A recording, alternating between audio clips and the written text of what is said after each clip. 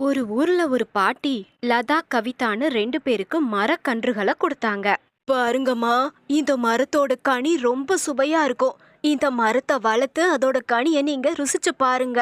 அத வாங்கிட்டு போன லதா உடனே அத தன்னோட வீட்டு முன்னாடி நட்டு வச்சா. கவிதாவும் அதே மாதிரி தன் வீட்டு முன்னாடி அதை நட்டு வச்சா. அதுக்கு தொடர்ந்து 2 பேரும் தண்ணியும் ஊத்தி வளர்த்தாங்க. சில வருஷம் கழிச்சு அந்த மரம் ரொம்ப பெருசா வளர்ந்துச்சு.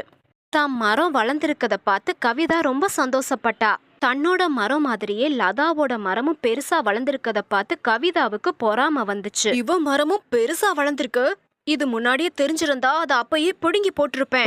ஒன்னும் கெட்டு போகல. இந்த மரத்தை நான் பட்டு போக வைக்கிறேன். அதுக்கப்புறம் கவிதா தன்னோட வீட்டுல இருக்க எல்லா குப்பைகளையும் எடுத்துட்டு வந்து லதா மரத்துல கொட்டுனா. அப்புறம் ஒரு சில வாரங்கள்லயே லதாவோட மரத்துல பழம் காய்க்க ஆரம்பிச்சது. இத நான் எதிர்பார்க்கவே இல்லையே.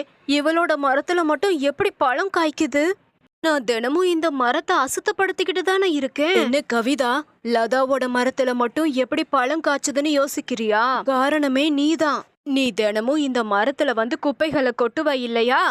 ஆனா அத நீ நல்ல எண்ணத்துல கொட்டலன்னு எனக்கு தெரியும். அந்த குப்பைகள் தான் உரமாக்கி இந்த மரத்தை சீக்கிரம் பழுக்க வச்சிருக்கு. அவங்கள கெடுக்கிறத விட நம்ம எப்படி முன்னேறதுன்னு தான் பாக்கணும் கவிதா. குப்பைகளை உன் மரத்துல கொட்டிருந்தா இந்நேரம் உன் மரம் தான் முதல்ல காய்ச்சிருக்கும். அதை கேட்டு கவிதா ரொம்ப மனசு வருத்தப்பட்டா. அவளும் அப்படிதான். அடுத்தவங்க முன்னேற்றத்தை தடுக்க நினைக்க கூடாது. நம்ம எப்படி முன்னேறலாங்கிறத மட்டும் யோசிச்சாலே போதும்.